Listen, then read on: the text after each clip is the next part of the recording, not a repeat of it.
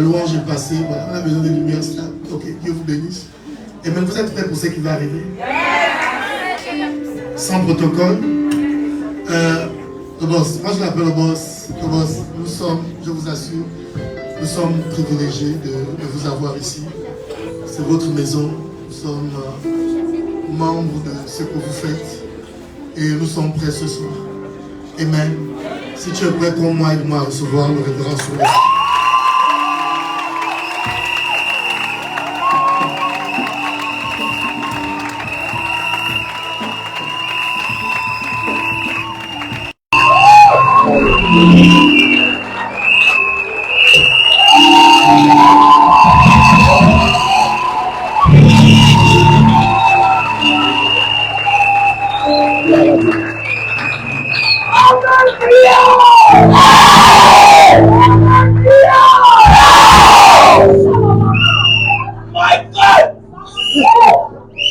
Gloire à Dieu.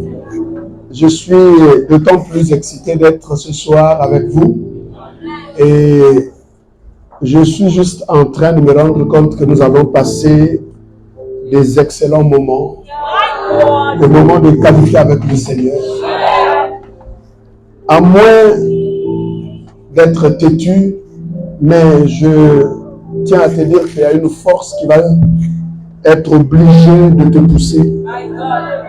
Même si tu ne veux pas, tu vas entrer dans ta destinée.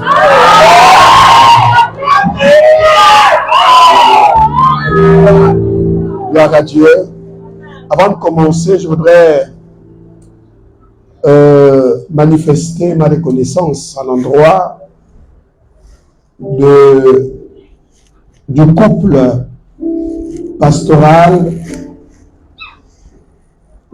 les révérends Lionel et son épouse. Et je peux vous dire que on est béni de les avoir. Rares sont des serviteurs de Dieu jeunes mais qui sont sérieux. Si vous voyez quelqu'un venir et prêcher à Port-Gentil, je suis assis, je le suis, sachez que il y a forcément quelque chose qui s'est passé. Je prends aussi du temps de faire mes investigations. Et le témoignage qui ressort de ce couple est simplement admirable. Au-delà du ministère, on a besoin aujourd'hui d'être rassurés. Des gens capables de paître le troupeau, mais qui sont intègres. Parce que je ne me laisse pas émouvoir par tout ce qui se fait.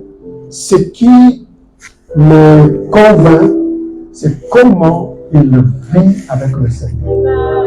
Je vous assure, Ecclésia, vous avez la grâce de les avoir. Soyez-en sûrs que s'il vous impose les mains, aucune impureté ne va passer. Donc, c'est des gens qui peuvent venir à Port-Gentil comme ils veulent. Je suis convaincu que nous allons, effectivement, il fera partie des personnes avec qui nous allons faire le travail du Seigneur dans cette saison qui s'ouvre. Alors, soyez bénis. Je suis extrêmement béni de vous avoir et je crois en votre ministère. Voilà. Et encore plus, la déférence qu'ils ont tous les deux à mon égard me touche énormément. Et pourtant, je suis quelqu'un, je ne cherche pas tout ça. Mais quand vous avez des fils qui peuvent vraiment vous reconnaître, ça vous fait forcément du bien. Si j'ai une prière ce soir, que Dieu pense à tous les détails. Dans ton ministère, dans ta vie conjugale, dans tout ce que tu fais, que le regard de Dieu soit porté sur ce que tu fais et qu'il te bénisse, toi et ton épouse et toute la maison, soyez bénis au nom de Jésus. Tu iras loin, plus loin que tu ne le penses. Dieu te comblera. Tu connaîtras une jeunesse bénie, mais une vieillesse heureuse. Que le Seigneur vous bénisse. Merci beaucoup. Merci aussi pour des serviteurs de Dieu venus nombreux. Je ne peux pas vous présenter tous. Au risque d'oublier certains, vous êtes venus nombreux. Je bénis le Seigneur. Je bénis le Seigneur pour un fils, mais vraiment un fils, le prophète fidèle et aiguë que vous connaissez et qui m'accompagne. Vous avez également le pasteur Raphaël Mamouna qui ne pouvait pas manquer ce programme et bien d'autres, des jeunes serviteurs qui m'accompagnent. Vous avez un serviteur de Dieu en devenir, le Christ, qui est là. Je me souviens, il était encore très jeune. Il faut faire très attention parce que l'Église aime s'amuser. Vous ne jouez jamais avec les paroles d'un homme de Dieu. Lui, il était très jeune, il ne savait même pas, et puis il s'est cherché, il a eu le bac. Et puis ça a été très difficile, il a perdu son père. Vous savez, les serviteurs de Dieu sont aussi des pères que Dieu vous donne. Et puis un jour, j'étais en train de prêcher, mes yeux se sont ouverts, j'ai vu, j'ai dit, je prophétise sur lui, et lui, tu vas aller en Chine. C'est presque pas possible. Donc, et dans les jours qui ont suivi, je ne sais pas comment, même moi-même, je n'ai rien compris. Finalement, il s'est retrouvé dans une situation et allé en Chine, mais il n'avait pas d'avis. Et Dieu a tout fait, il a ouvert la porte, il a allé, il a terminé les études, c'est un ingénieur qui revient, et puis il est en train de payer la dîme de son temps. Il a terminé la première partie de son boulot à Total, et maintenant qu'il attend commencer encore quelque part, il a dit, papa, partout où tu iras, moi je viendrai servir. Il a payé son billet, je n'ai rien payé, il a tout payé, il a fait tout, parce qu'il ne voulait pas manquer. Il dit, papa, même si c'est à l'étranger, je viendrai. Alléluia. Et bien que Dieu te bénisse. Je le dis pourquoi? Parce qu'il faut comprendre que dans des programmes pareils, si tu viens et que tu repars sans une valeur à ajouter, tu es mort 2 fois. Comme un nuage sans eau. Alléluia. Ne jouez jamais. Je vous donnerai beaucoup de témoignages dans ce sens-là. Quand il y a des eaux qui sont agitées comme ça, Dieu est capable de tout.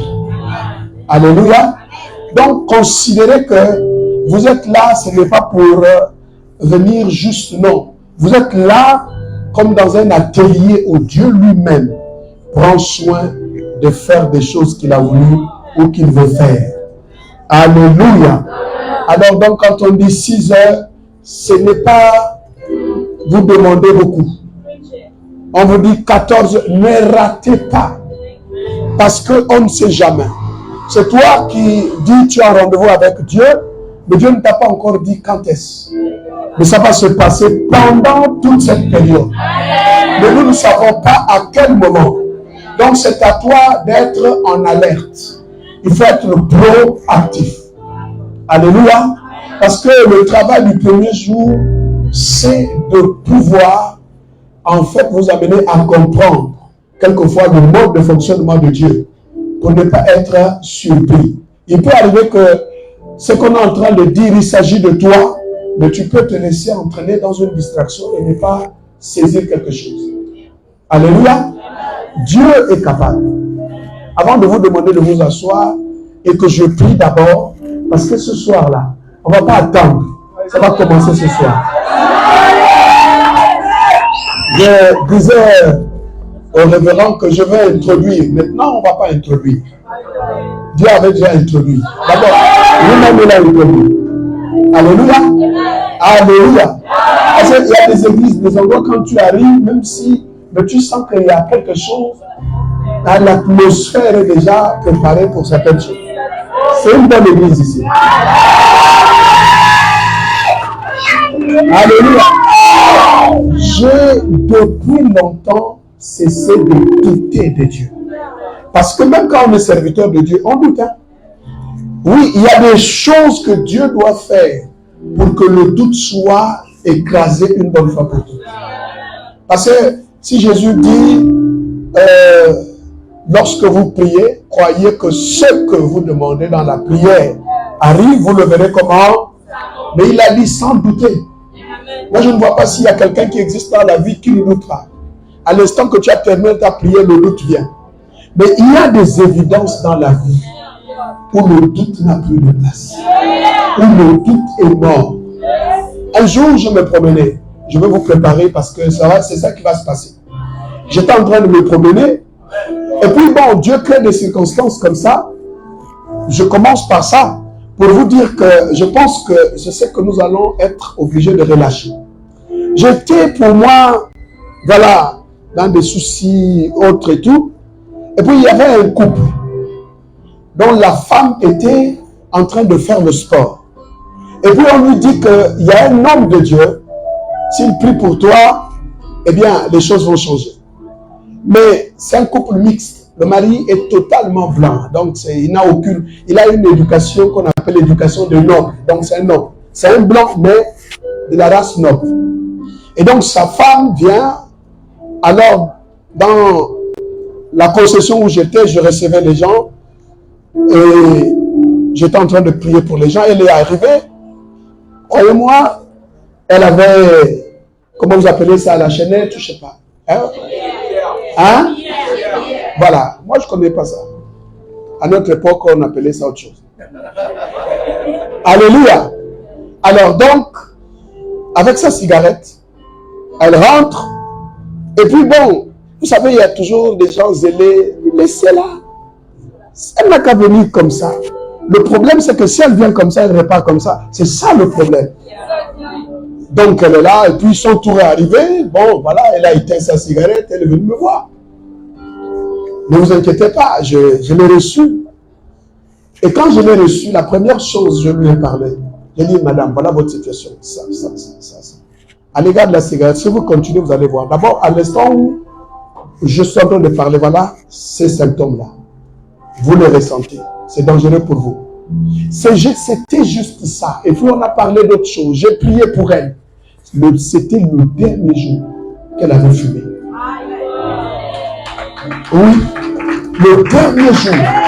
Je n'ai pas porté un jugement sur elle. J'ai simplement relâché l'onction. Et quand elle est partie, l'envie de fumer avait disparu. Elle se connaît, son mari la connaît. C'était une personne, elle termine, la cigarette n'est pas encore finie. Elle a déjà collé une autre. Et c'était comme ça. Et quand son mari a vu ça, il dit non. Elle-même, un jour, elle a dit non, il y a quelque chose qui ne va pas. Cet homme-là, je ne sais pas qui il est. Et elle a quand même insisté. Elle a pris la cigarette.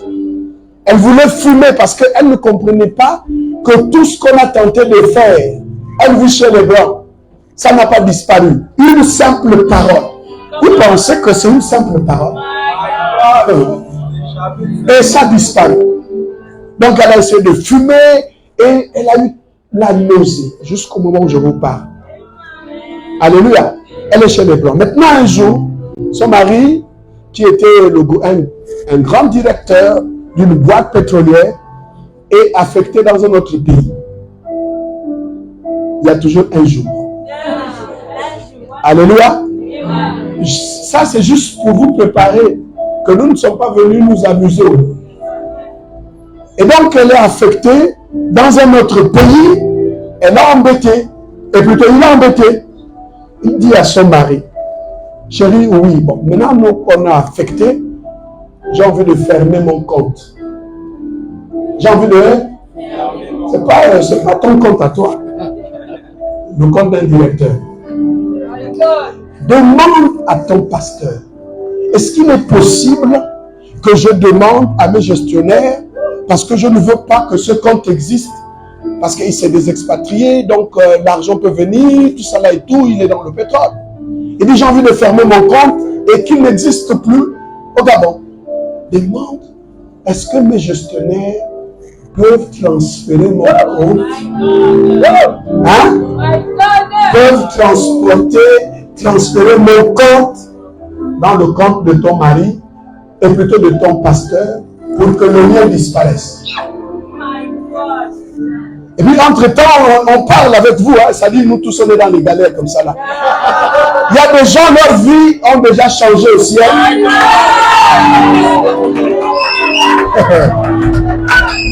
Dis à quelqu'un ce soir, c'est un soir. C'est le soir de l'exode. C'est la dernière fois que tu verras l'Égypte. Alléluia. Si tu n'as jamais appris que la mer a ouvert le chemin, tu apprendras ça ce soir. Et puis on m'appelle. On me dit, oui, mais pasteur, oui. Est-ce que tu acceptes que... Attends, mais est-ce que la question, là, vous pensez que... Vous pouvez répondre à ma place. Du jour au lendemain, ça dit que même les gens, les financiers, ils vont te regarder. Tu reviens. Le même qui dit toujours que, mais pasteur, vous êtes... Tu reviens comme ça. On commence à dire, pourquoi? Assieds-toi là. Vous êtes venu, oui, mais laissez-le. Toi, ce n'est plus ici, tu as changé, il faut aller prendre là-bas. Alléluia. En fait, tout ce que j'ajoute là, c'est juste pour argumenter. Ce que vous devez retenir, c'est que le transfert a été fait. Maintenant, ce que j'ai juste envie de dire, vous pensez que vous allez me dire à moi que ce Dieu-là, qui l'a fait en un jour, ne peut pas faire pour vous? Hein? Ne peut pas faire pour vous. Il y a des choses, si je me mets à vous dire ici, ce n'est pas parce que tu es au Gabon que tu ne peux pas vivre la vie des autres serviteurs de Dieu qui sont à l'étranger. Dis avec moi, c'est ce qu'on va voir ce soir. Donc, s'il vous plaît, quand on parle des choses de Dieu, du ministère, c'est sérieux. Je dis quoi? C'est sérieux. Alléluia. Père Saint, nous bénissons ton nom pour cet endroit qui revêt ta présence. Ils ne sont pas venus voir un homme, écouter un homme, ils sont venus entendre une voix chargée de ta grâce, capable de transformer, capable de changer, capable de transférer. Seigneur, nous voulons être à ton service uniquement. Seigneur, que nous n'ajoutions rien, que nous ne retranchions rien. C'est que tu as prévu que tu le fasses. Bénis cette maison et bénis tous les instants que nous allons passer. Au nom de Jésus-Christ de Nazareth. Amen. Amen. Gloire à Dieu. Alléluia. Vous m'accorderez un peu de temps. La cérémonie étant donc protocolaire le premier jour. Donc, n'oubliez pas que c'est possible. Alors, alléluia. Est-ce qu'on peut s'asseoir? Dis à celui qui est à côté de toi, Dieu est un grand Dieu. Alléluia. Dis-lui que Dieu est bon.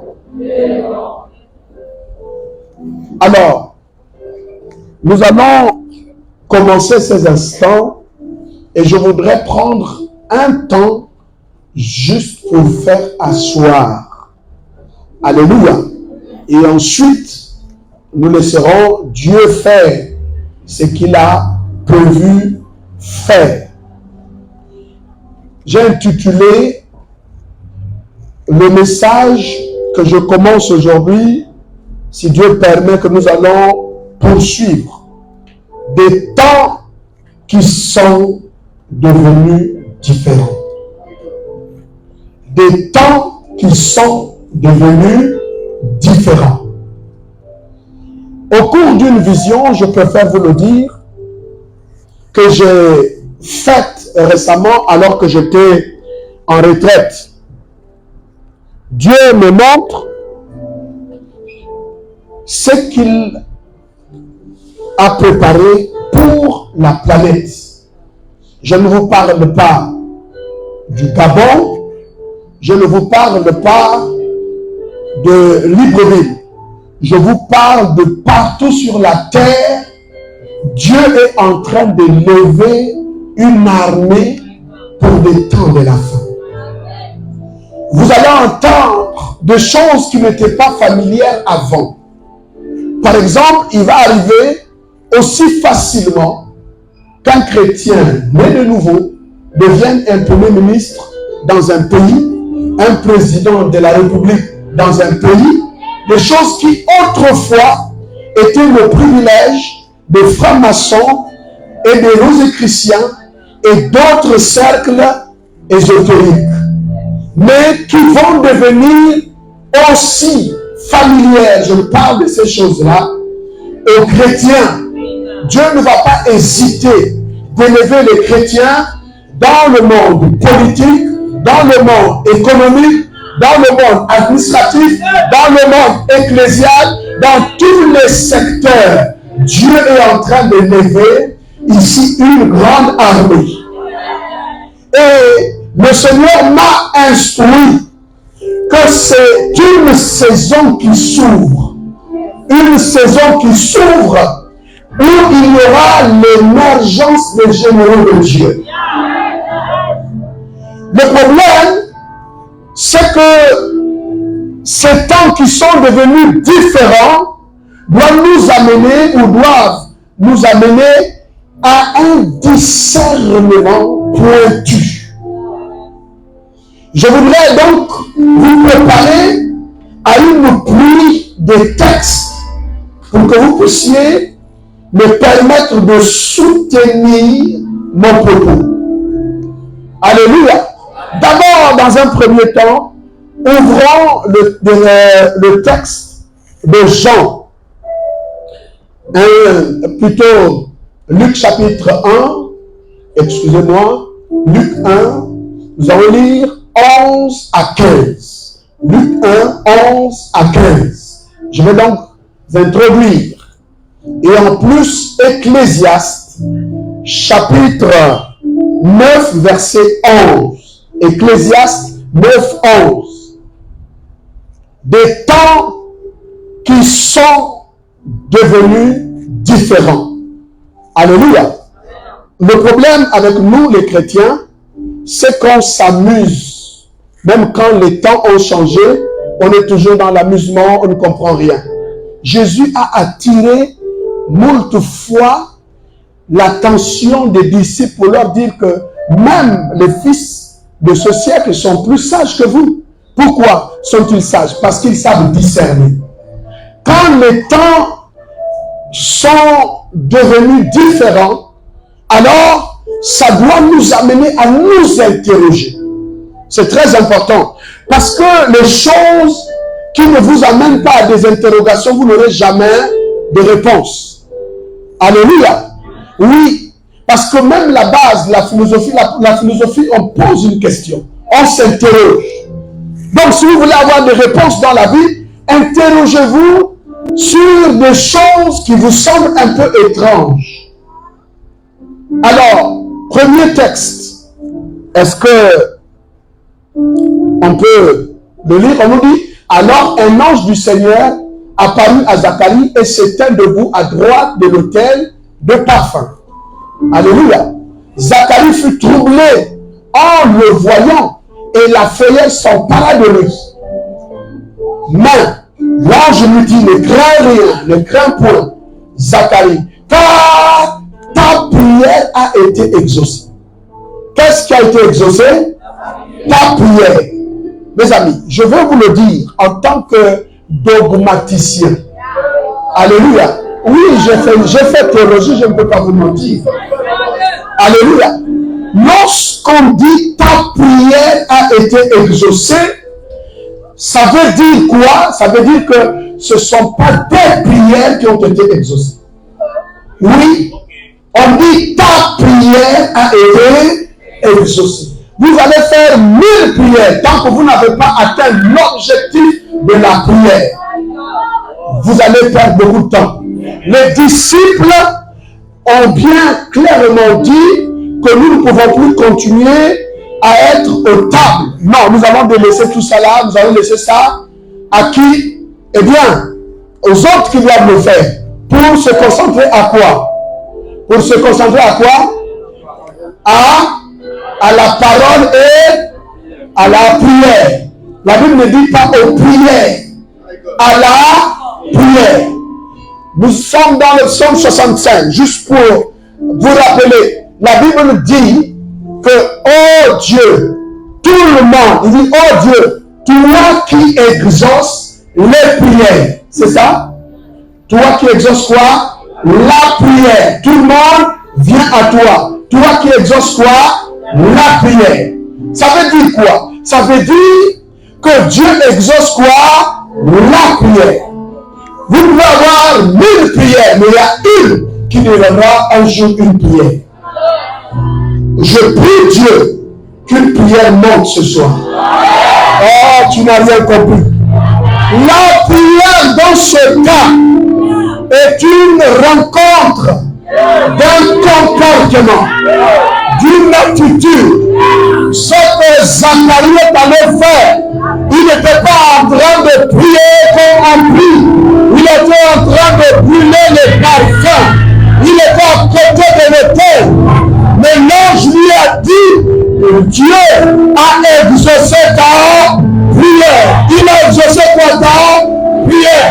Quand quelqu'un même pense donner une offrande dans un temps bien précis, quand il a discerné que cette parole-là est sa parole, et que dans son cœur, il a dit c'est ma parole, Dieu fera quoi ta prière.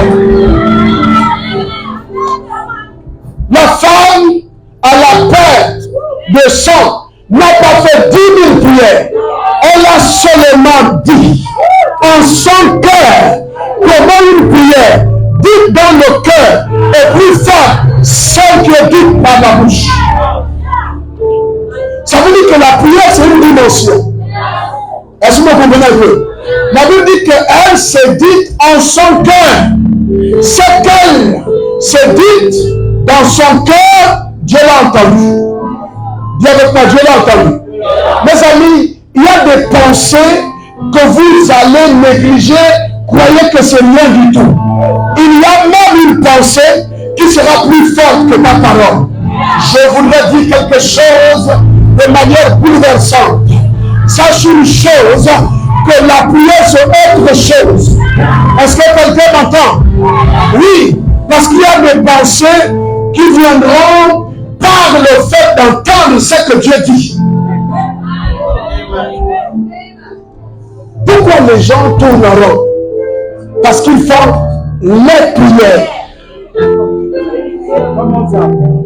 Il y a trop de prières. Maintenant, je t'exhorte de retrouver la prière. La prière, c'est une doctrine. Une doctrine, c'est le respect d'un certain nombre de principes. Ah non, vous ne m'avez pas compris. Il y a des gens qui sont simplement dans les paroles. Mais il y a des moments où Dieu n'a pas besoin de tes paroles.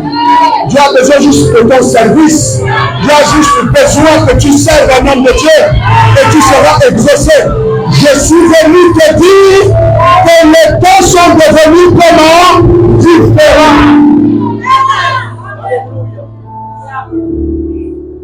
Il dit, c'est l'ange qui lui dit. Vous savez, quand vous êtes païen, je vais quand même faire la différence. Hein? Quand vous êtes païen, vous êtes autorisé de faire des prières. Parce que la Bible dit que ne multipliez pas quand vous priez, comme font les païens. Oh, je dis Seigneur, ça c'est trop choquant. Je pense que quelque chose va se passer ce soir. Vous savez, dans la vie, quand tu commences à multiplier des paroles, c'est une forme d'incrédulité inavouée. Oui, vous avez juste besoin. Les plus grands miracles sont venus par une seule parole. Lazare sort, les morts ressortent. Alléluia. Quelqu'un a dit, lève-toi et marche. Quelqu'un s'est levé, il a marché. Une seule parole. Je suis venu te dire, c'est le temps de la pertinence. Est-ce que je peux parler ce soir? Homme de Dieu, je suis venu introduire quelque chose. Nous entrons dans la saison des généraux de Dieu.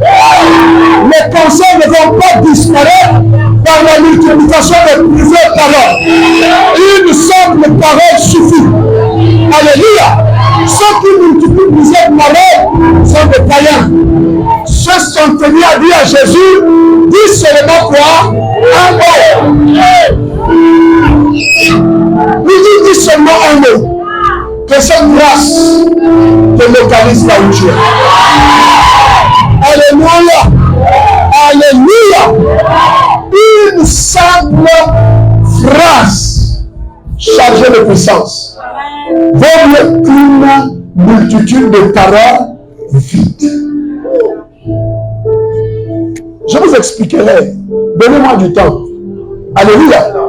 Alléluia. Vous savez, notre problème à nous, c'est que nous coupons au moment où l'esprit commence. J'espère que ce n'est pas votre cas. Mais écoutez, écoutez-moi bien. Il dit, remettez-moi le texte. C'est ça qui... La Bible dit, ta femme Élisabeth t'enfantera un fils. Et tu lui donneras le nom de Jean. Écoutez dans la suite. Il sera pour toi un sujet de joie et d'allégresse. Et plusieurs se réjouiront de sa naissance. Car il sera devant le Seigneur. Car il sera... Bon, parfois on saute le mot pour voir. Car il... Alors nous allons lire juste, comment dirais-je, cette première phrase. 1, 2. Car il sera grand devant le Seigneur. Tous ensemble, plus fort. Car il sera grand devant le Seigneur. Plus fort. Car il sera grand devant le Seigneur. Je vous pose une première question. Jean-Baptiste. Est-ce que Jean-Baptiste était déjà né? Jean-Baptiste était-il déjà né? Ok. Deuxième question. Zacharie avait déjà vu Jean-Baptiste? Non. Mais on lui a dit quoi? Il sera devant qui? Qui lui parle? L'ange Gabriel. Hein? Envoyé par qui? Donc l'ange Gabriel est venu répéter les paroles de Dieu. Je suppose. Mais Jean-Baptiste n'est pas encore né. Élisabeth n'est pas encore enceinte. Mais que déjà, ce que nous appelons son identité légale est connue. L'homme n'est pas encore né, mais son nom est connu. Il n'est pas encore né, mais que c'est déjà clair. On a défini sa grandeur. Est-ce que quelqu'un est en train de me suivre? Il n'est pas né, son nom est connu. Il n'est pas né, on a défini sa grandeur, sa fonction, ce qu'il sera. C'est déjà défini. On dit même, il sera rempli de l'Esprit Saint dès le sein de sa mère. L'enfant là n'est pas encore né. Mais l'ange lui a dit ce qu'il sera. J'espère qu'on est toujours ensemble. Mais regardez la suite. La suite me dit ceci. Il dit, il ramènera plusieurs des fils d'Israël au Seigneur leur Dieu. On va déjà lui dire ce qu'il va faire. Écoutez-moi bien, il y a des gens, hein, ils font des choses que le ciel avait réservées pour eux, sans le savoir. Et vous voulez les combattre. Vous ne réussirez pas. Je dis bien, vous ne réussirez pas. Maintenant, on continue la lecture. La Bible dit ceci. Il marchera devant Dieu. Avec quoi?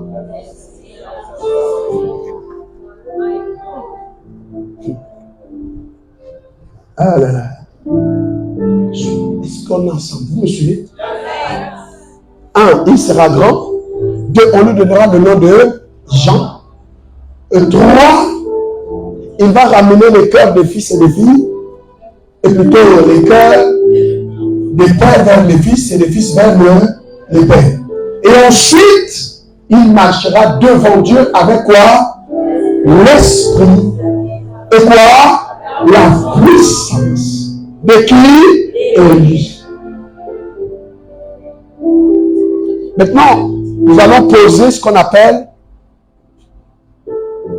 des questions d'hypothèse théologique. Parce qu'il faut en faire un petit glanage exégétique. Oh non, suivez. Sinon, on perd la beauté du texte. On ne peut pas rentrer dans sa quintessence. Suivez-moi bien. Alléluia. Le problème ici, c'est qu'on me dit, il marchera avec l'esprit et la puissance d'Élie. L'esprit et la puissance d'Élie. J'ai entendu beaucoup de choses. Bien aussi, hein. Il va marcher avec l'esprit et la puissance d'Élie. S'il n'a pas ça, on dit pour. Écoutez-moi bien. Quand on dit pour, le pour introduit une circonstance de but. Ça veut dire, si vous lui retirez l'esprit et la puissance d'Élie, il n'y a plus de but dans sa vie. Alors je suis aussi bien renseigné que votre amen est juste une façon de sauver la face. Mais vous n'avez pas compris. Je vais vous expliquer. Quand vous avez compris ce texte-là, en fait, on ne peut plus vous retenir. Et je dis même pas la sorcellerie. Si tu ne décolles pas, c'est une erreur créationnelle. Parce que si un oiseau ne vole pas, c'est une erreur de la création. Parce que l'oiseau, le premier ordre que Dieu a dit que les oiseaux volent. Donc un oiseau doit voler. Un poisson doit nager. Un homme doit marcher. Donc si un homme ne marche pas, l'oiseau ne vole pas, le poisson ne nage pas, c'est une erreur de création. Est-ce que quelqu'un m'entend? Donc quand on dit qu'il va marcher devant Dieu avec l'esprit et la puissance d'Élie, virgule, pour, c'est une mot que vous voyez, cette préposition-là, qui introduit la circonstance de but.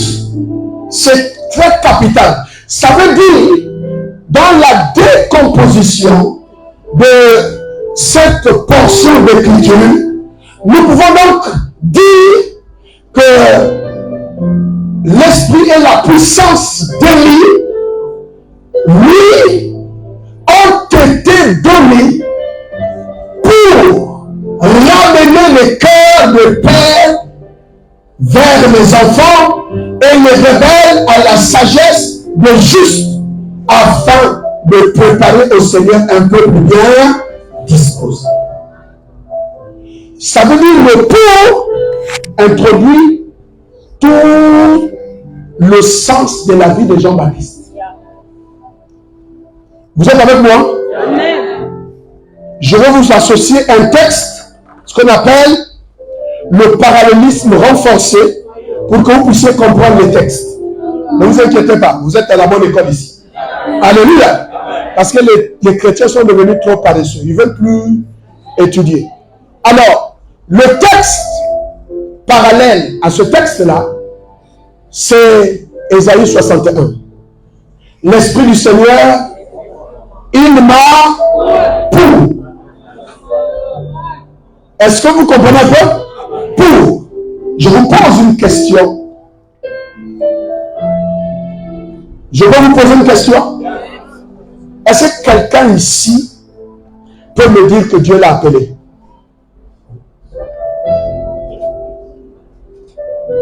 Là, vous êtes silencieux. Hein? Vous savez, L'onction qui tombe sur une terre d'ignorance est une véritable crise spirituelle. N'oubliez jamais ça. Même si on vous met l'onction, et si vous ne savez pas pourquoi, parce qu'aucune onction ne viendra si elle n'a pas été envoyée pour un but. On ne loue pas les gens pour qu'ils aillent se promener. On loue les gens parce qu'il y a un but. Dieu loue les gens parce qu'il y a un but. La raison pour laquelle vous ne faites aucun effort, parce que vous savez, vous marchez comme si Dieu ne vous a pas appelé. Alléluia. Alléluia. Est-ce qu'on est ensemble? C'est pourquoi il faut respecter l'être humain. Parce qu'aussi longtemps qu'ils sont assis là, chacun a un but. Chacun a un but. Chacun a un but. Le problème de leur inertie est dû au fait qu'ils ne savent pas le but pour lequel chacun est là. Quand vous ne savez pas, vous n'avez pas d'onction. Mais quand vous savez, l'onction vous trouve. Oh, ne vous inquiétez pas. Je suis sûr que je commence à ressentir une force. Rabakate. Alléluia. Écoutez-moi bien, je vais vous expliquer quelque chose. Maintenant, nous insistons sur le texte. Suivez-moi très bien. Dieu ne peut pas. Est-ce que on peut vite aller dans un autre texte et revenir ici? Ok. Prenons Proverbe chapitre 16, verset 4, si je ne me trompe pas. Proverbe. Alléluia. Alléluia. C'est pourquoi, mes amis, quand c'est des rencontres d'onction, ne fais pas comme si tu n'es pas concerné. L'onction ne viendra jamais pour t'appauvrir ou bien pour te laisser là. L'onction a un but. Mais le problème, c'est que nous présentons des choses de façon anachronique. J'explique le mot anachronique. Non, je respecte le peuple. Hein, donc, je ne dis pas de façon anachronique, ça veut dire que contre le temps. Est-ce que vous comprenez un peu? Voilà, contre le temps. Ça veut dire que, par exemple, si je suis dans cette période où nous sommes,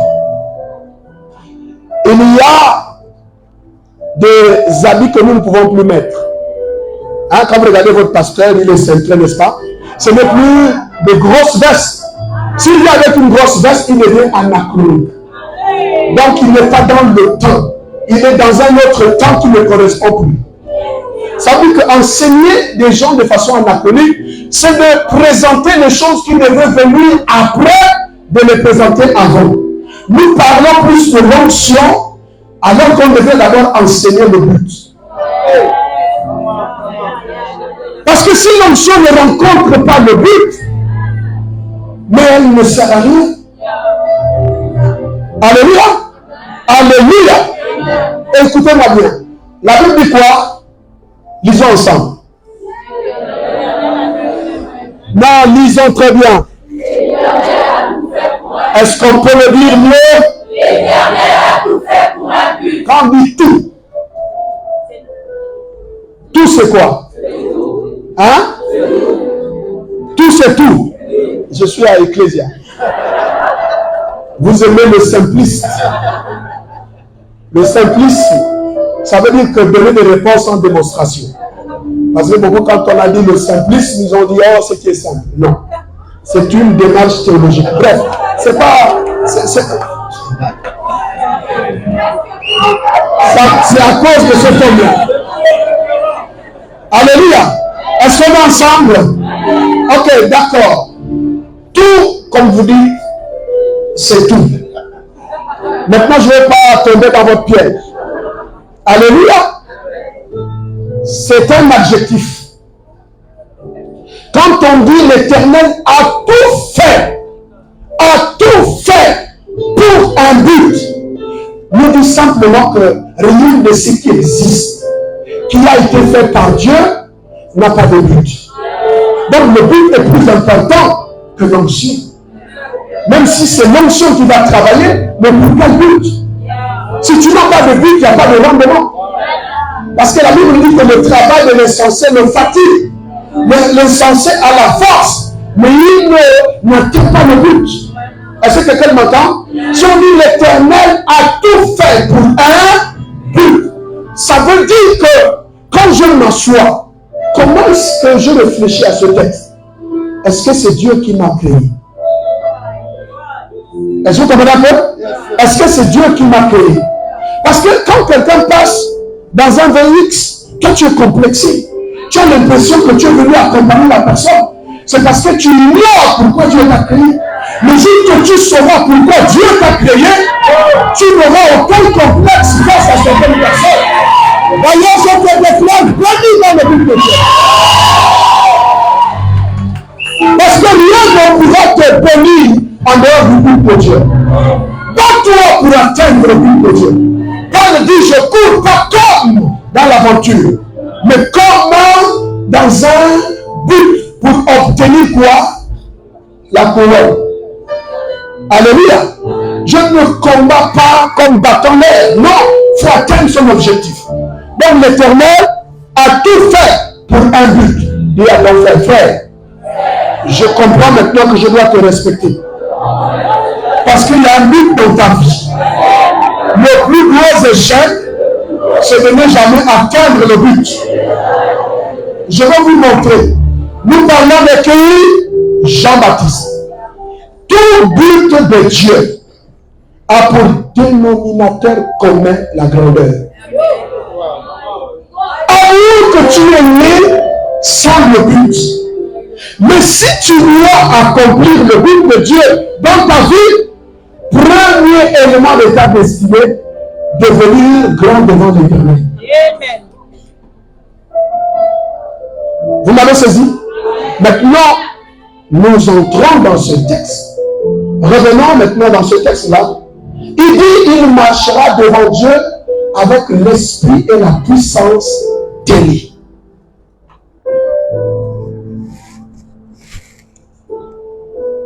On peut parler? Vous allez voir comment ça va changer tout à l'heure. Il marchera devant Dieu avec quoi? Je ne vous entends pas. Première question. C'est quoi l'esprit et la puissance d'Élie? Hein? Je vous dis, hein? Tu n'as rien à me dire, hein? Il marchera. En fait, je veux que vous compreniez un peu. Il dit qu'il va naître et il marchera devant Dieu avec l'esprit et la puissance d'Élie. Est-ce que quelqu'un m'entend? Ok. Ça veut dire plusieurs choses. Ce qu'on appelle des hypothèses. La première hypothèse, s'il marche devant Dieu avec l'esprit et la puissance d'Élie, est-ce que ça veut dire Élie et Jean-Baptiste sont deux personnes? Vous avez saisi?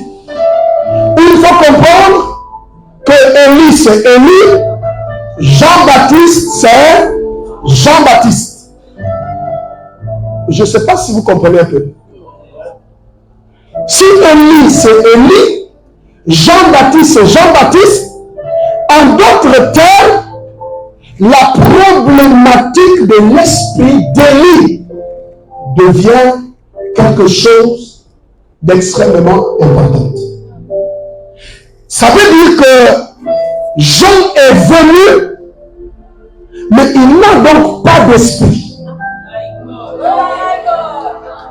Nous sommes dans des hypothèses théologiques. Alléluia. Donc, est-il possible qu'un homme naisse sans esprit? Il faut-il comprendre que l'esprit et la puissance d'Élie, c'est autre chose? Est-ce que vous me suivez? nous sommes dans la démarche théologique. Est-ce que j'entends des développements sur ce texte? Mais bon.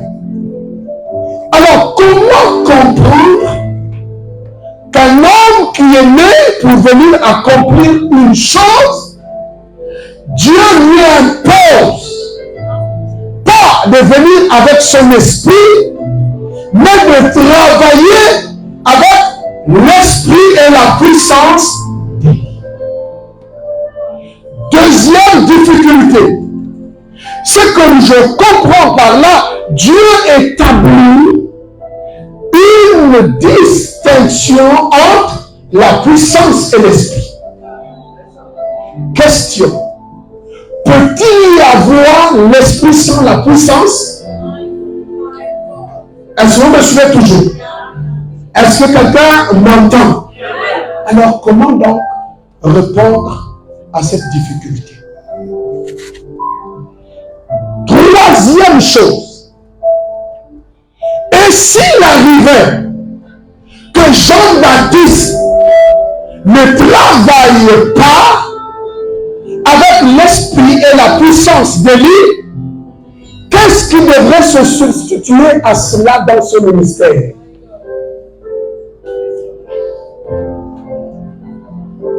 Vous êtes avec moi toujours? Alors, première question. C'est quoi donc? Est-ce que l'esprit et la puissance d'Élie, révérend, remplace l'esprit humain de Jean-Baptiste? Est-ce qu'un être humain a un esprit? Est-ce qu'un être humain a un esprit? Chacun de nous ici, nous avons un esprit, en dehors de l'esprit de Dieu. Est-ce que vous me suivez? Est-ce que vous me suivez? Alors, dans ce cas, est-ce qu'on est en train de dire, à ce qui concerne Jean-Baptiste, j'insiste là-dessus, en plus de son esprit, il a encore un autre esprit qu'on appelle l'esprit d'Élie. Alors, je voudrais donc ici, à ce procès, convoquer les témoins de cette époque. Il faut que le père de Jean-Baptiste nous édifie. Quand l'ange lui a dit ça, en tant que sacrificateur, comment a-t-il compris le message de l'ange? S'il n'a pas posé la question, je suis de toute évidence qu'il a bien compris le langage de l'ange. Et si Jean-Baptiste a compris le langage de l'ange, c'est que de manière vétérotestamentaire, il savait de quoi est-ce qu'il était question. Ça veut dire que ceux de l'Ancien Testament étaient donc habitués à ce langage. Vous êtes avec moi? Alors je veux vous montrer que effectivement le langage n'est pas incongru. C'est un langage des initiés de l'Ancien Testament. Alors, nous allons maintenant voir un autre cas dans l'Ancien Testament. Recherchons les éléments vétérotestamentaires. Prenons Esdras, chapitre 1. Je vous défie qu'à la fin de cette rencontre, tu n'es pas un homme battable. Tu seras un bâtard. Parce qu'il y a quelque chose que tu dois connaître. En tout cas, à moins que Dieu ne t'a pas appelé. Si Dieu t'a appelé pasteur, écoute-moi bien. Si Dieu t'a appelé, tu dois savoir quelle est l'application spirituelle que tu dois activer dans ton ministère. Parce que Jésus, quand il est arrivé, pour valider le langage de l'ange, il a dit aux gens, Élie est déjà venu. Et quand Jésus dit Élie est déjà venu, la Bible nous dit qu'il parlait de Jean-Baptiste. Donc Jean-Baptiste n'était pas sur le plan du ministère Jean-Baptiste, mais il était Élie. Avec toutes les attributions d'Élie. Est-ce que vous m'entendez? Esdras chapitre 1 verset 1. La Bible dit, lisons.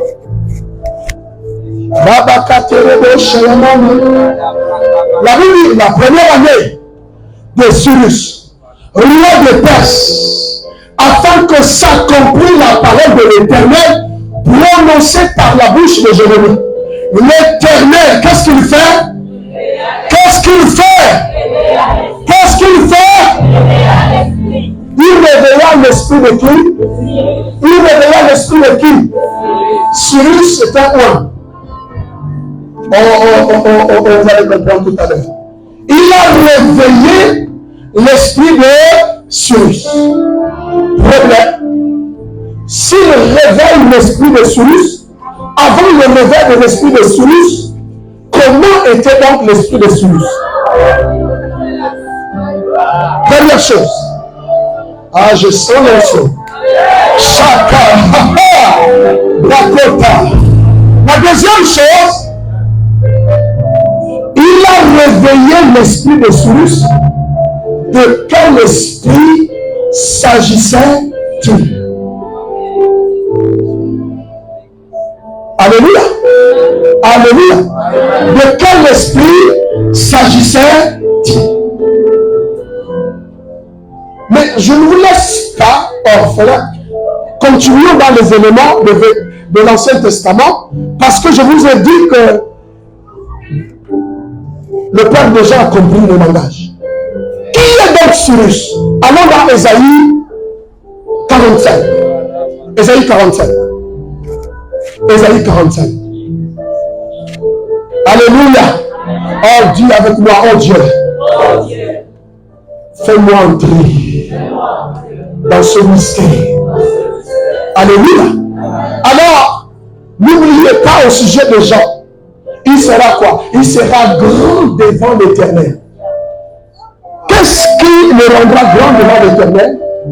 C'est l'esprit et la puissance d'Élie. Ça veut dire qu'il est possible d'être petit malgré que tu as été destiné d'être grand. Vous allez comprendre ça. Maintenant, regardons ce texte étrange. Il dit, ainsi parle l'Éternel à son oint. Le mot oint, en grec, c'est oint, en hébreu, Massia, qui veut dire Messie.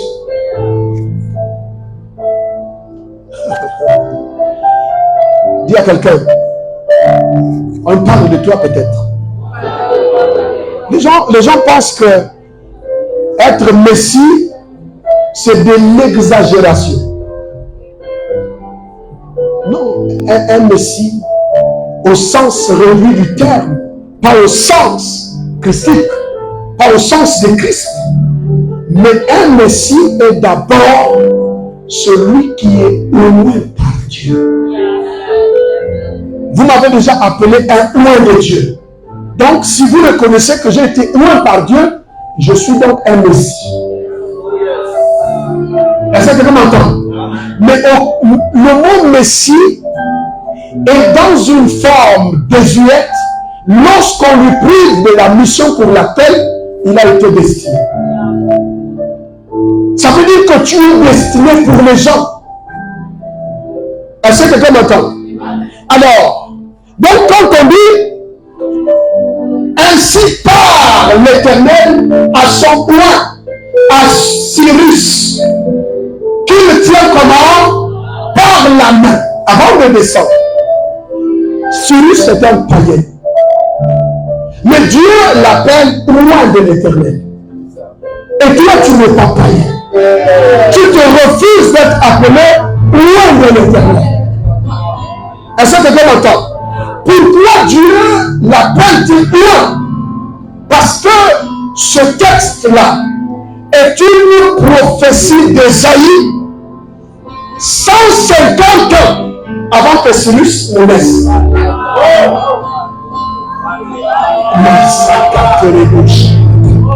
Je peux vous dire, dans le laboratoire de Dieu, rien n'échappe à sa connaissance.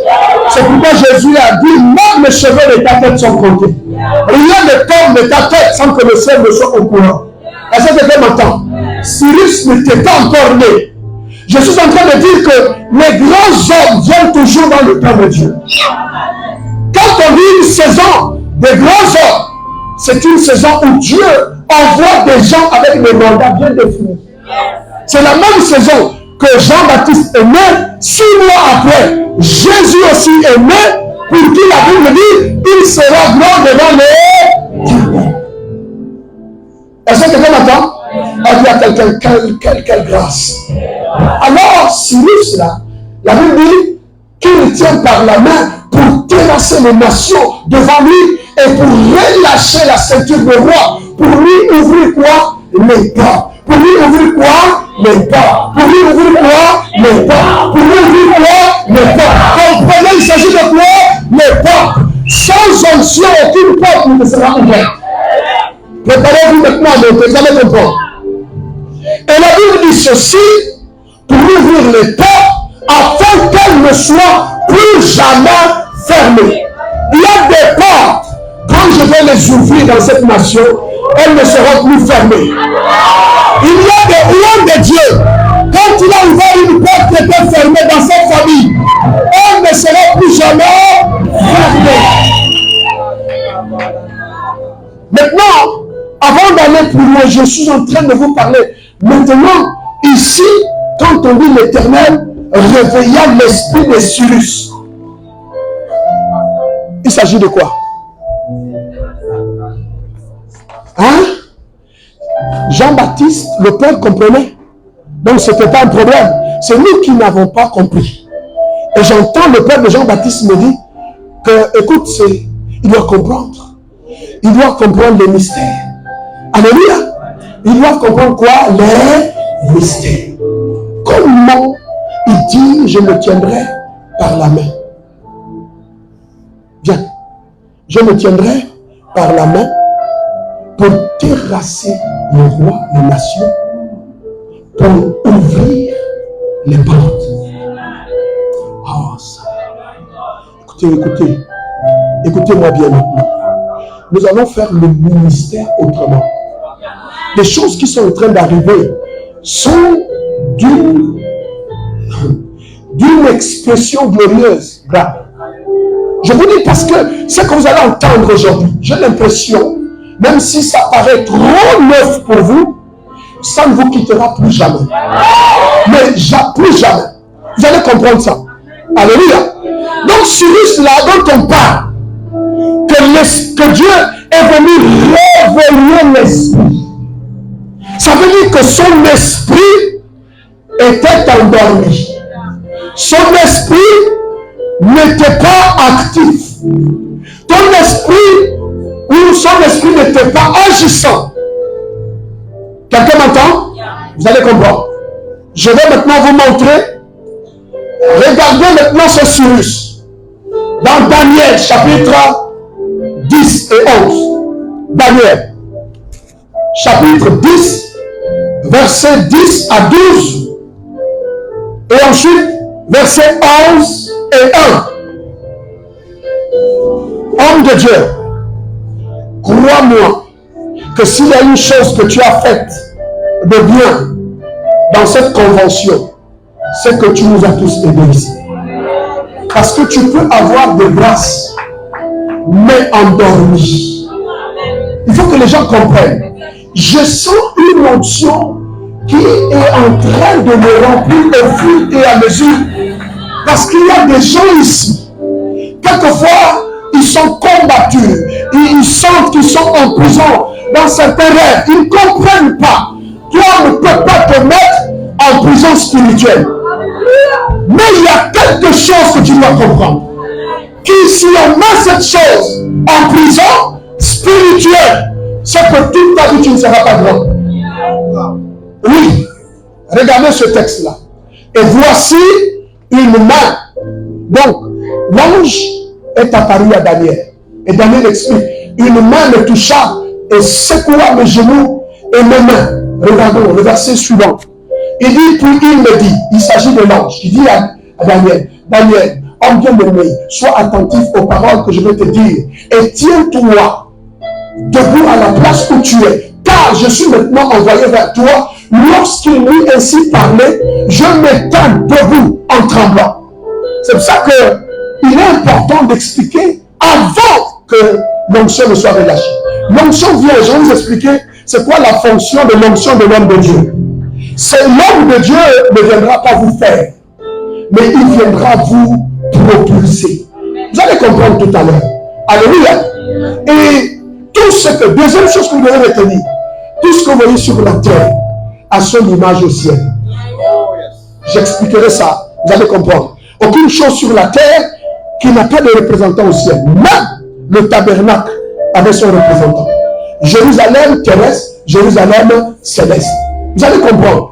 Élie sur la terre, Élie dans les cieux. Parce que Élie dont on parle là, il est déjà enlevé, vivant, auprès de Dieu. Mais son esprit représente encore des choses sur la terre. Vous allez comprendre. Alléluia. Et la Bible dit, si maintenant vous voyez, lorsqu'il mit ainsi, tête debout en tremblant. Regardons maintenant le verset 12. Il me dit, Daniel, ne crains rien, car dès le premier jour où tu as eu à cœur de comprendre et de t'humilier devant ton Dieu, tes paroles ont été entendues. Et c'est à cause de tes paroles que je viens. Verset suivant.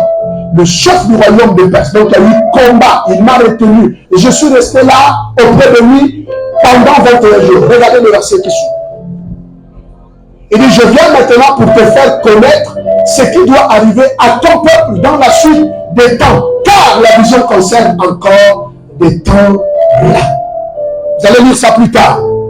Et puis il va expliquer beaucoup de choses que je vous laisse les détails. Maintenant regardons le verset 11. À partir du verset 1. Alléluia. La Bible dit, et moi, il dit quoi? Encore et encore.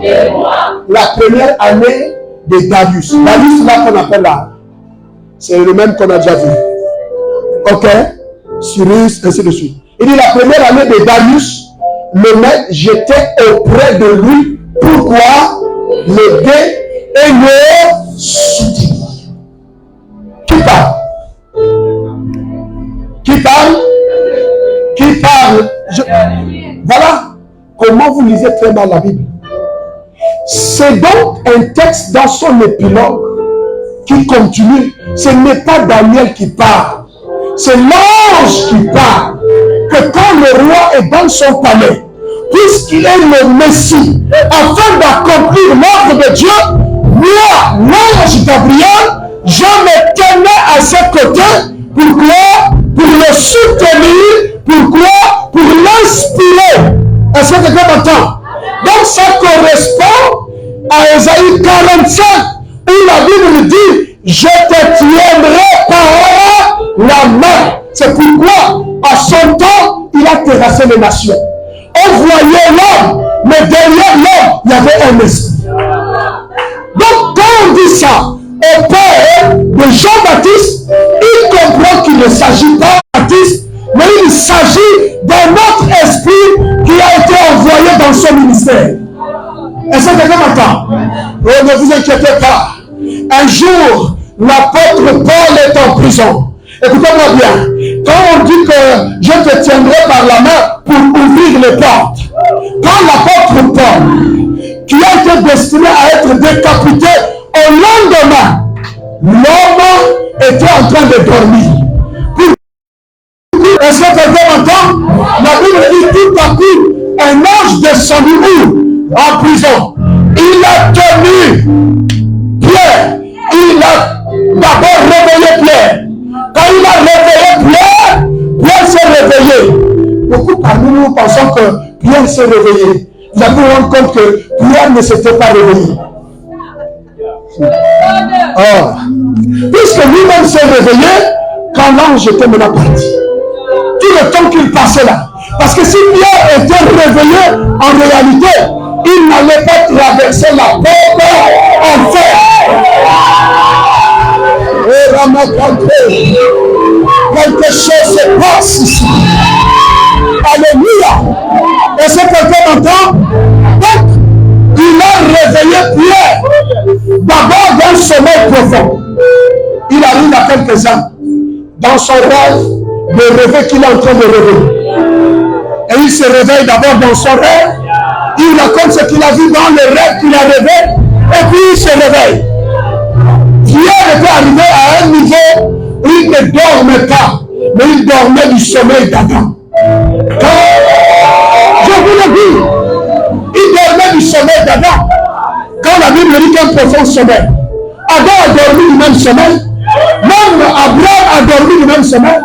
Quand il a fait l'alliance, la Bible dit que le sommeil vint. C'est quand le sommeil est tombé qu'il a vu. Il a vu Dieu maintenant lui parler. Donc quand l'ange descend en prison, il réveille Pierre. Pierre est encore dans le ventre. Et il attrape Pierre. La porte est fermée. Pierre, il a des menottes partout. Il y a 16 gardes qui étaient là. Mais l'ange ne voit pas ces gardes-là, il ne voit pas ces chaînes-là, il ne voit pas ces menottes-là. Il s'intéresse à Pierre. Parce que l'ange-là est un mystère. Il dit à Pierre, il réveille Pierre. Il dit, maintenant lève-toi. Seul terrain et mets ton manteau. Pierre l'a fait. Il dit, suis-moi. Ça veut dire que quand il dit suis-moi, ce n'est pas Pierre qui est devant, c'est que c'est l'ange qui est devant. Quand Dieu dit au sujet de Cyrus qu'il ouvrira les portes, il s'agit de l'onction. Est-ce que quelqu'un m'entend?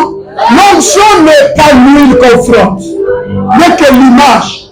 L'onction est un type de gloire angélique qui vient travailler avec vous.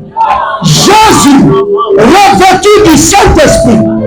La Bible dit d'abord, rempli du Saint-Esprit, il allait après dans le désert 40 jours, il est revêtu du Saint-Esprit. Après que Satan l'ait tenté de toutes les manières, la Bible dit, Satan se retira et les anges vinrent le servir. Les gens pensent que quand les anges vinrent le servir, c'était pour préparer la nourriture. Non. Servir m'a dit quoi? Les anges sont venus rendre le ministère. C'est pourquoi la Bible dit, ne sont-ils pas tous des esprits envoyés par Dieu pour exercer quoi? Le ministère auprès de qui? De ceux qui héritent le salut. Ce n'est pas nous qui exerçons le ministère, ce sont eux qui exercent le ministère de guérison, le ministère prophétique, le ministère de puissance. Je suis venu dire à quelqu'un, il y a quelque chose qui va revenir. Est-ce que quelqu'un m'entend? Alors comprenez-moi maintenant bien. De quoi est-ce qu'il était question? L'esprit et la puissance de lui. Vous êtes avec moi? Est-ce qu'on est ensemble? Je vous explique maintenant. Donc quand l'ange vient, Pierre le suit. Si les gens avaient des yeux pour voir, auront-ils vu l'ange? Est-ce qu'ils devaient voir l'ange? Ils se faisaient seulement Pierre qu'après. Et si Thomas était là, dit Pierre, tu vas où? Tu ne vois pas que la porte est fermée? Alléluia. C'est pourquoi Dieu l'a laissé dans un demi-sommeil. Pour qu'il n'ait pas tous les sens. Il marchait seulement. Et quand il s'est levé, déjà les chaînes sont tombées d'elles-mêmes. Quand il a marqué le premier pas, le deuxième pas, ceux qui regardaient même ont oublié qu'il était en train de garder Pierre. Quand il arrive devant la porte, il regarde comme ça là. C'est la porte en fer. L'ange passe, waouh. Pierre aussi passe, waouh. Tu passeras, mon frère. Je suis sérieux, tu passeras. Dans cette convention, je dis, Dieu me posera son péché. Alléluia. Écoutez-moi bien. Je vous explique dans la conclusion. Dites avec moi, l'esprit et la puissance de lui. L'esprit et la puissance. Vous êtes en train de comprendre maintenant. Quand la Bible dit que l'esprit du prophète est soumis au prophète. Hein? On a dit quand quelqu'un prophétise, il faut qu'il se soumette. Parce que l'esprit du prophète est soumis au prophète. Vous pensez que quand on prophétise là, on prophétise par quoi? Hein? Quand on prophétise par quoi? Hein? Vous êtes là prudent. Quand on prophétise, soyez très bien, Ok? Quand on dit l'esprit du prophète, on dit bien du prophète. Pas de celui qui a reçu le don de prophétie. Ça veut dire un prophète qui se dit prophète. S'il n'a pas l'esprit de prophète, n'est pas prophète. Je vais vous démontrer dans les Écritures. Parce que le Saint-Esprit ne peut pas se soumettre à un humain qu'il a créé lui-même. Est-ce que vous pensez que le Saint-Esprit peut se soumettre à un homme? Non. Donc si l'esprit de prophète qui se soumet au prophète, ça ne peut pas être ni l'esprit humain de l'homme, ni l'esprit saint. Il s'agit de l'esprit de prophétie. Ce que Jean dit, l'esprit de prophétie, c'est le témoignage, ok, de Christ. Maintenant, je termine. Je vais vous expliquer cela pour que vous puissiez comprendre. Le mystère. Lorsque Jean a fini de prophétiser dans Apocalypse, Apocalypse 22, verset 6. On peut me mettre ça, hein, parce que c'est bien, moi j'aime bien. Il me dit, c'est pas verset 6. Non, 22, verset 6, c'est ça? Il me dit, hein, ces paroles sont certaines et véritables. Et le Seigneur, il a dit quoi? Le Dieu, je veux que vous le disiez bien, le Dieu, il s'agit des esprits humains, des esprits par lesquels les prophètes prophétisent. Est-ce que vous avez compris? Il dit le Seigneur, le Dieu des esprits de prophètes. Qu'est-ce qu'il a fait? A envoyé son ange pour montrer à ses serviteurs. Ce n'est pas le Saint-Esprit. Il a envoyé son ange. Il a envoyé son ange pour montrer à qui? Ça veut dire chaque fois que les prophètes prophétisaient, il y avait aussi, en dehors du Saint-Esprit, la présence de l'esprit de prophète. Vous êtes en train de comprendre? Maintenant, écoutez-moi bien. Ça, c'est le clou. L'esprit d'Élie et la puissance d'Élie. Quand Pierre finalement se réveille, enfin, il réalise que la chose n'était plus une vision, c'est une réalité. La première chose, Pierre est allé où? Là où les gens étaient en train de prier. Il a cogné. Rome est venu voir à l'ornier. Et il a vu. Il allait dire aux gens, aux autres, Pierre est là. Est-ce que vous comprenez un peu? Mais il savait que Pierre était un apôtre. On dit non. C'est qui? C'est qui? Donc, était-il en erreur quand ils ont dit c'est son ange? Ça veut dire quoi? Suis-moi très bien. Je suis sûr et certain. Vous pensez que la destinée, c'est quelque chose qu'on dit, bon voilà la destinée. Ta destinée est inscrite dans le plan qui doit exécuter celui qui se tient à tes côtés. Suis-moi bien, parce que vous allez voir que beaucoup parmi vous, en fait, quand on dit on a bloqué quelqu'un, est-ce que vous me suivez? Ce n'est pas qu'on te bloque le corps là. Ta destinée, si ton ange ne travaille plus, est-ce que vous comprenez un peu? L'ange qui est venu pour accomplir. Regardez tous les grands actes bibliques. Qu'est-ce que Dieu a dit à Moïse? J'enverrai mon ange devant vous. C'est lui qui vous fera arriver.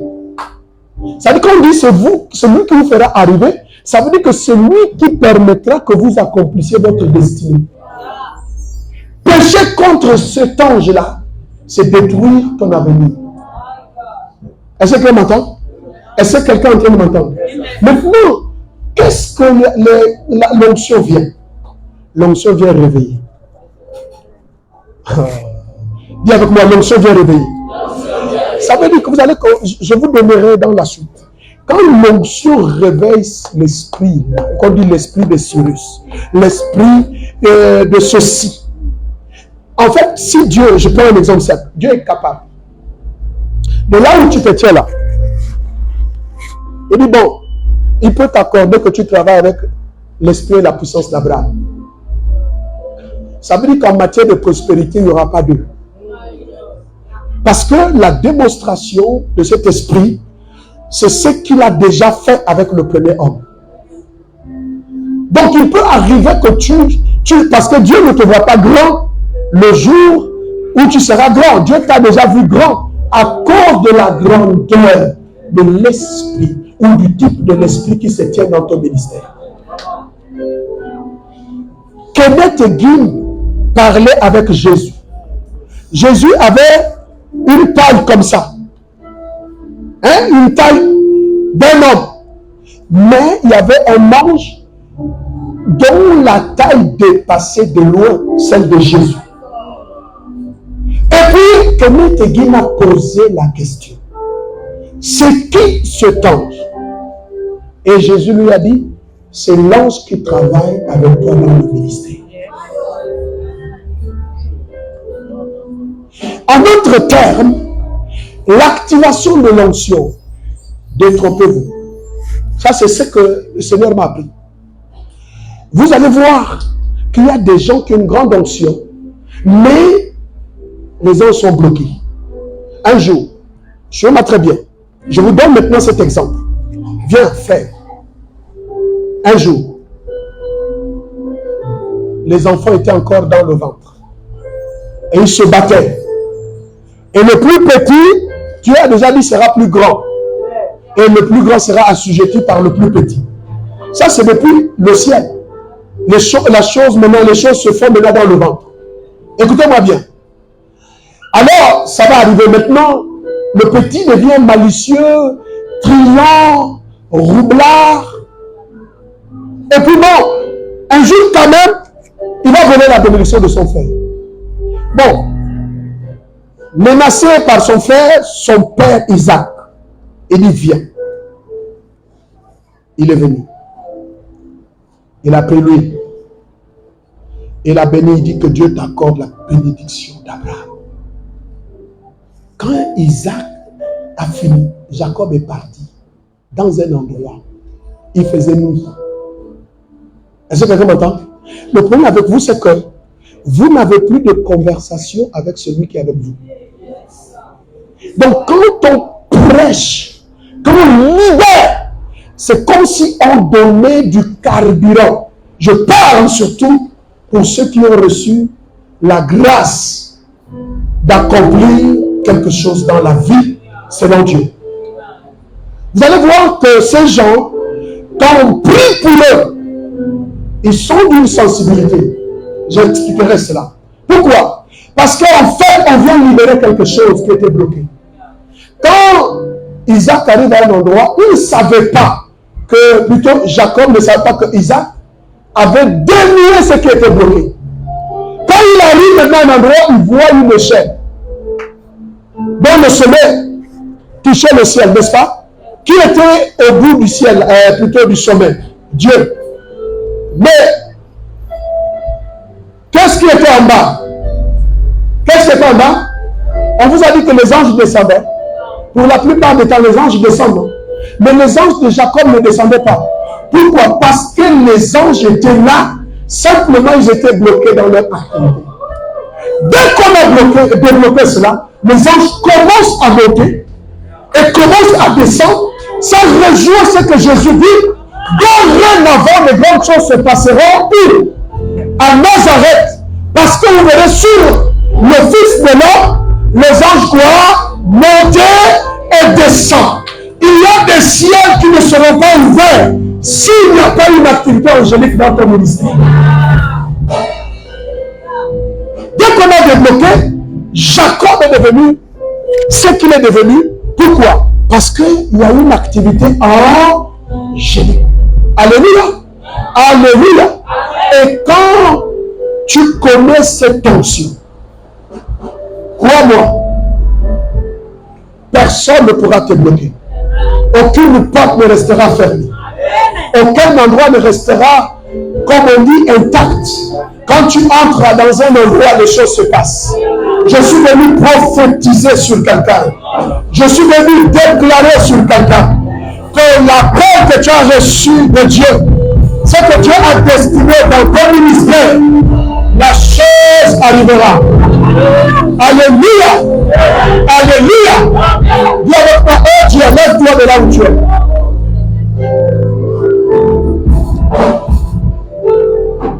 Dakatereboshi. Kedabakatara. Yekerebo Salabakatere.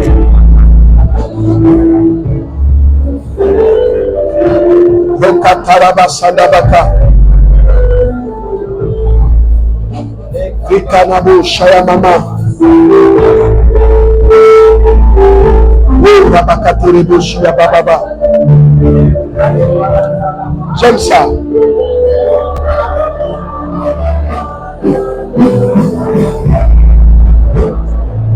Alléluia.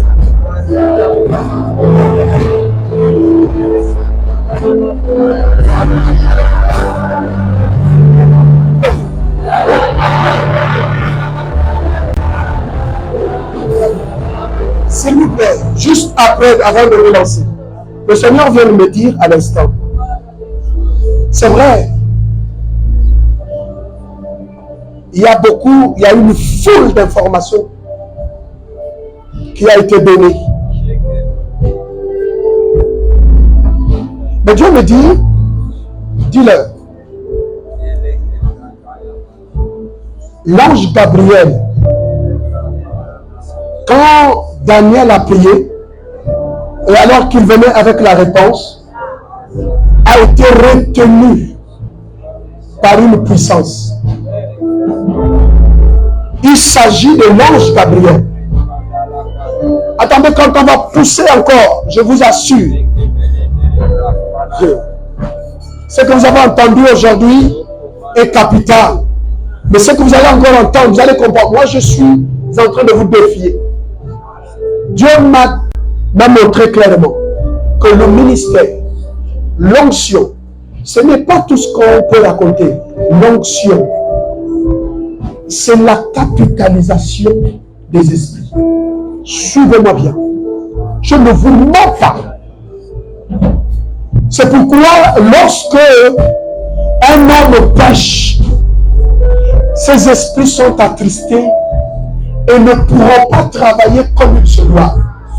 La consécration et la concentration font travailler cette onction. Quand vous remarquez, lorsque Élie parle avec Élisée, my God, pourquoi je dis ça, Seigneur? Pourquoi je dis ça? Écoutez-moi bien. Lorsque Élisée converse avec Élie, Élie lui dit, demande-moi ce que tu veux. La Bible dit, Élisée lui demanda quoi? La double portion de son esprit. Suivez-moi bien, c'est une erreur. Je suis sûr que c'est capital. Homme de Dieu, crois-moi, on peut avoir 50 chantres. Mais il y a des chantres dans leur appel qui de temps en temps échangent le micro avec l'ange de leur ministère. Un jour, je n'étais en train de prêcher. Je prêchais et puis je savais que celui qui a continué, si vous prenez ce que j'ai préparé aujourd'hui, vous allez crier tous les textes qui sont sortis aujourd'hui, qui n'ont rien à voir avec ça. Parce que je sais, j'étais en train d'enseigner, et puis je sais que ce n'est pas moi qui parle. Je ne comprenais pas. Et puis un jour, quand même, je suis allé dire à ma femme que, je remarque que quand j'enseigne, il y a des moments où ce n'est plus moi. Il dit, mais si ce n'est pas toi, c'est qui? Je lui ai dit que je pense que c'est un ange. Elle m'a repris. Il dit, comment les anges vont enseigner alors que c'est le Saint-Esprit? Je me suis tué. Et puis le Saint-Esprit me dit, viens. Il m'a enseigné. Il a dit, tu n'as jamais lu ce texte-là? Il dit, même quand un ange du ciel viendra, ça dit que les anges enseignent. On va apporter ça. Peut-être pas, je ne sais pas comment les ateliers vont se faire.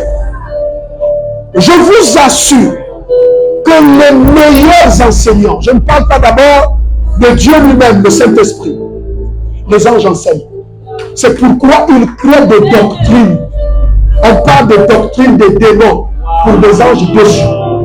Mais les anges qui sont dans le département finance, quand tu es loin, t'es seul, qu'est-ce que c'est que les finances? Que tu n'as jamais été enseigné, même pas à l'école. Lorsque Élie lui dit, ce que tu demandes est difficile, mais si tu vois, parce que la première fonction de l'onction, c'est de réaliser dans ta pensée. Et si tu vois, ce que tu demandes va arriver. Mais qu'est-ce qu'Élisée avait vu?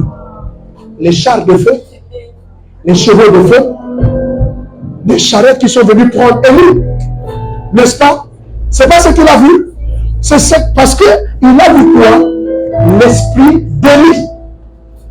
Donc l'esprit qui travaille avec Élie était une cavalerie. Oui, c'était des chars qui contrôlaient Israël. Quand Élisée va ouvrir le Jourdain, le fils du prophète dit quoi?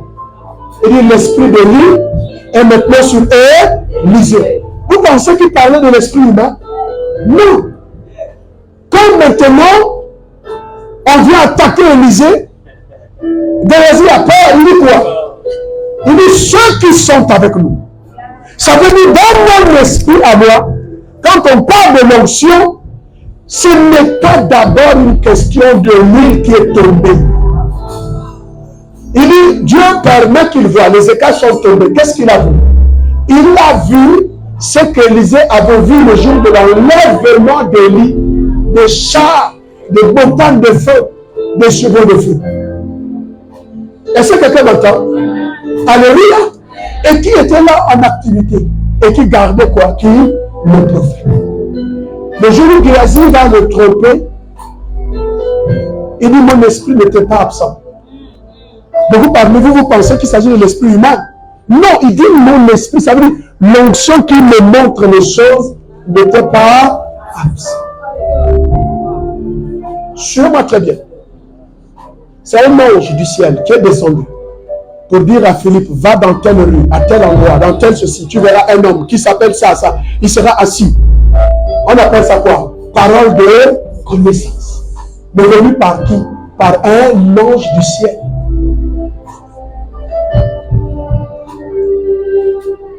Et quand nous prions en langue, quand nous prions avec foi, quand nous avons entendu une telle parole, lorsqu'on commence à prier, et ils deviennent forts.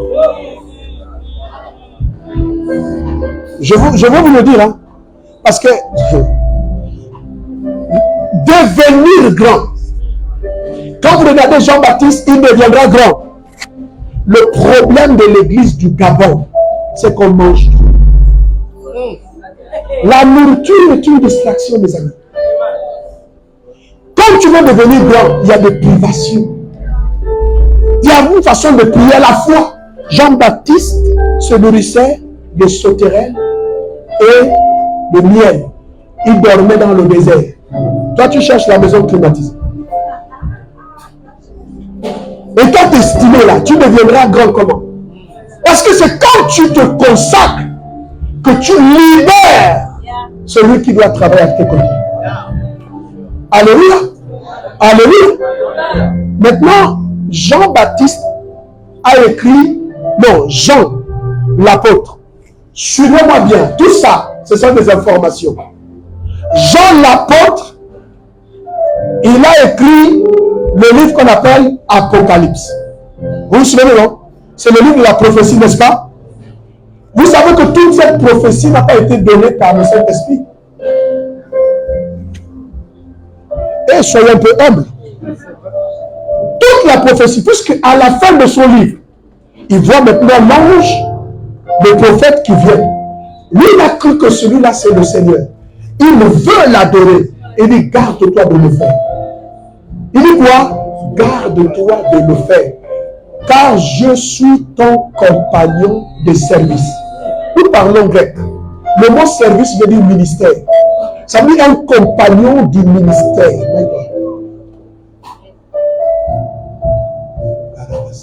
Quand je dis ça, je ne vous mens pas. Il y a quelqu'un qui a vu quelque chose tomber sur lui. Beaucoup ne savent pas que vous avez des compagnons de service. Celui qui guérissait à la piscine de Bethesda, ce n'était pas le Saint-Esprit. Je vous donne tout ça. Je peux vous... Là, ma Bible est ouverte. Pourquoi? Parce que l'Esprit ne cesse de témoigner qu'il y a trop de dons ici. Il y a trop de ministères. Il y a trop de vocations. Mais dont les compagnons de service ont été bloqués.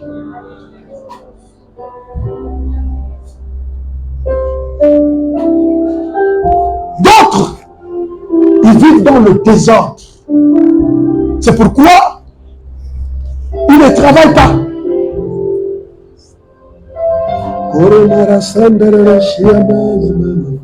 Dis avec moi, Père Céleste. Comment, après avoir entendu ces choses, ne pas adhérer pour accomplir sa destinée? Dieu vivant d'Israël, dis seulement, chuchote seulement à mon oreille. Écoutez-moi bien. Je ne suis pas quelqu'un qui vous parle de ces choses comme un pneumatomaque. Je fais la pneumatologie, c'est-à-dire la doctrine du Saint-Esprit. Et le mouvement de l'Esprit. Pourquoi vous avez vu que les apôtres ont énormément été aidés par des anges. Énormément. Le Saint-Esprit, il est le Père des esprits.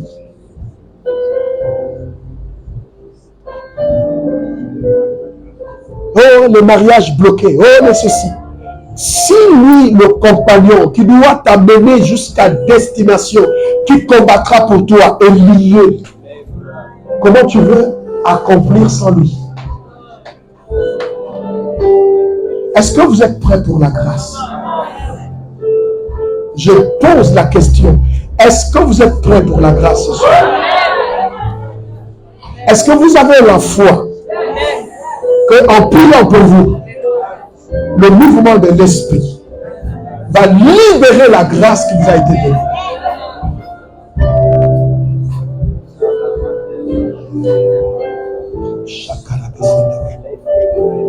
Lève ta main.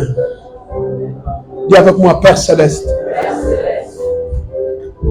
Ce soir, tu m'as fait du bien.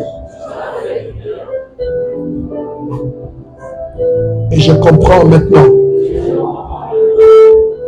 que tout est possible. Tout est possible. Un couple stérile rencontre un ange. Juste un ange. La stérilité disparaît. Juste, je vous parle des temps d'émergence des grands ministères. Et je suis en train de dire qu'à l'instant où je suis en train de parler, il y a un dégagement autour de vous. Beaucoup parmi vous, le Seigneur fera la grâce de voir l'ange de votre ministère. Quand je suis rentré ici, dès que j'ai commencé, la première parole que j'ai reçue, plusieurs parmi vous, vous avez rencontré les anges, compagnons de service. Vous les avez vus sous forme humaine sans les reconnaître. Maintenant, je suis en train de dire que Dieu, le Dieu des esprits des prophètes, qui, à l'instant même où je suis en train de parler,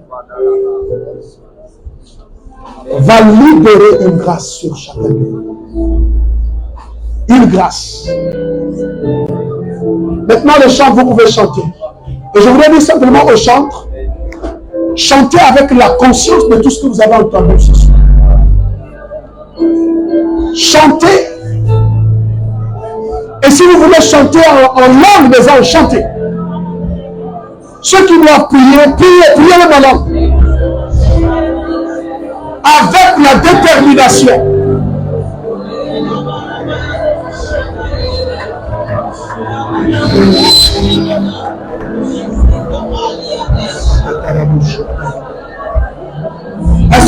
monde peut prier?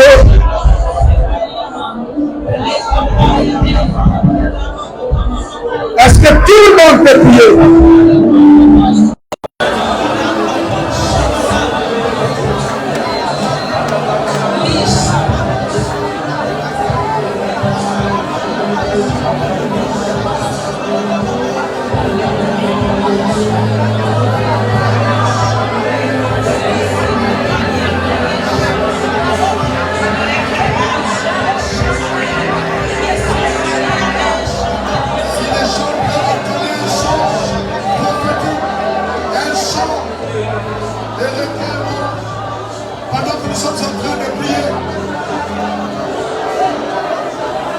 La Bible dit, si quelqu'un est un prophète, reconnais que ce que je dis est vrai.